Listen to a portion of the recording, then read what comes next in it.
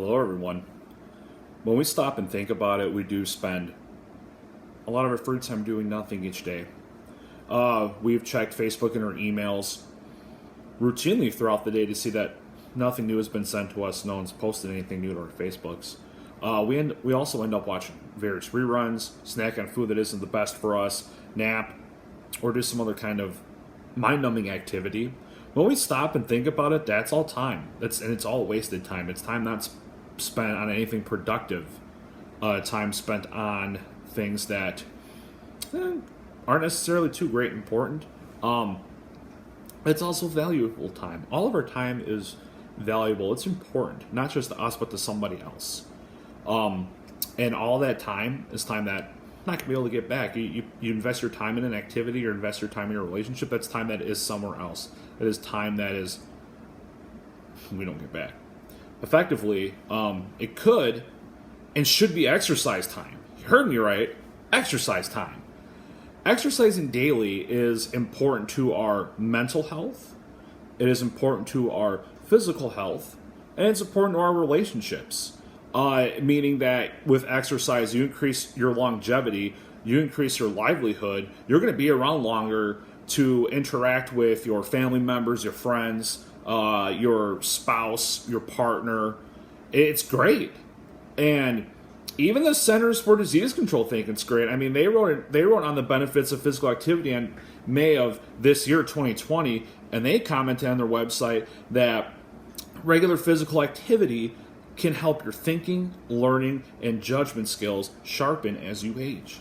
It can also reduce your risk of depression and anxiety and help you sleep better. So all that sounds incredible. That's just a minute list of the benefits of exercising daily. And not a lot of people do it. So it all sounds great, but why? Why should we stop watching our reruns, eating our snack food, napping, and doing other non-productive activities and start exercising more? Well, first off, helps fight disease. Yeah, it helps fight disease. You may not believe me, but it does. Now, Namju Lee, who's of the Institute of Information Technology in Kwangsoon University of Seoul, Korea, did research of these benefits specifically for fighting the disease known as cancer. Yeah, it fights cancer. It's pretty great.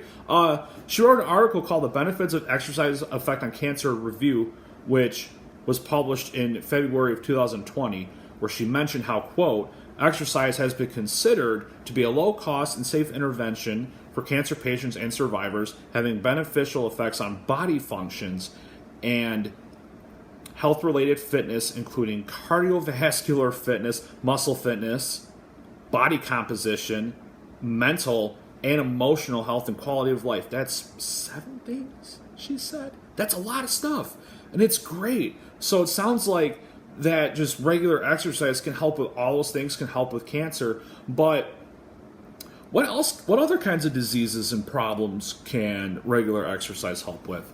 If this doesn't push you to exercise more, I don't know. No, it can't, honestly. Because according to the Mayo Clinic staff, yes, that Mayo Clinic, not Hellman's Mayonnaise, the Mayo Clinic, from their website on April 11th of 2019, quote, regular exercise helps prevent or manage many health problems and concerns, including stroke, metabolic syndrome, high blood pressure, type 2 diabetes, depression, anxiety, many types of cancer, which I'll list this one thing,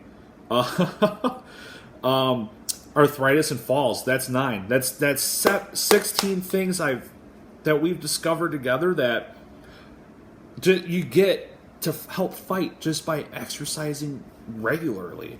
Now, all this exercise is great. You know, it's great for you, great for your well-being, but it's got more benefits than that. It's got emotional benefits as well as mental benefits. Now, I'm talking about your state of well-being. I'm talking about your cognitive capabilities, all of that stuff. Physical exercise helps with all of that, and it's pretty great. And it turns out that it's also good for relationships. It's also good for bonding partnerships and marriages. It's good for marriages. It turns out that couples who work out together are happier together. I mean, they're spending more time together. It's great. Jeremy B. Jorgensen and others published a journal in Family Relations, Volume 67, on April of 2018. And that they discussed some of the benefits that physical exercise has towards your relationships, towards marriages, etc., etc. So they found that quote. One, husbands and wives report better daily marital functioning on days when they are their partner exercise. So, further, husbands and wives who tend to exercise more report better daily marital functioning. Two, because couples may connect in emotional ways when they exercise together, we anticipated that husbands and wives report better marital functioning when they exercise conjointly, end quote. So, it makes people happier, brings them together for another activity. It sounds pretty good. It sounds like it does help marriages out. But what about everybody else? Not everyone's married. And don't worry, I got you all covered. So for a generalization, according to Katarzyna Petrovskal and Lukasz Pabianek, they contributed to Quality of Sport Volume 2 in August of 2019, and they found that, quote, physical fitness has a positive effect on the state of well-being and contributes to the performance of daily duties as well as improving sports performance. So, generalization in general terms, it helps everybody. You don't have to be an athlete to have an increased sports performance. Just by working out, you're already going to be better off than your average Joe.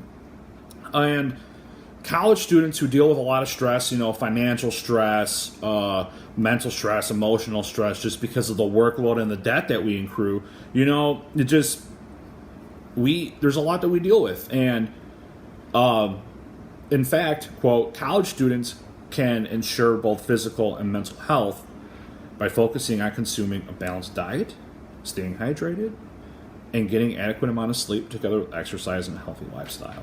So it sounds like so there's a lot in tandem with that quote, but rest assured, it does in fact contribute to your overall health, and that was according to M. Minapria in their Publishing's The Drug Invention Today, Volume 10, Number 7, from July 2018. So with other contributing factors, it does help college students as well, and in a broader spectrum, it's also great for the brain. Yeah, the thinking in your head that controls everything. It's good for that too.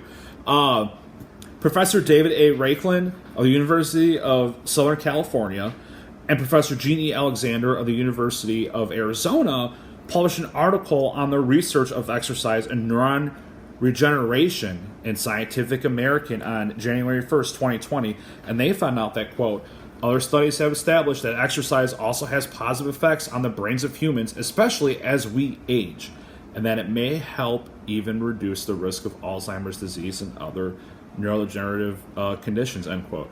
And neurons were, before the 90s, were found to not regenerate at all. They were found once neurons die, they die, and then your rate of replenishment decreases as you get older. And that's a pretty good breakthrough. Now, so it sounds like exercise is more of a complement to a healthier lifestyle and a healthier you, rather than being a detriment to a lazier lifestyle. It may sound hard, but it's only 30, 60 minutes out of your day. And the benefits outweigh the cons, which are literally nothing. Exercise is all positive with no negative. So why not add more positivity to your life and exercise?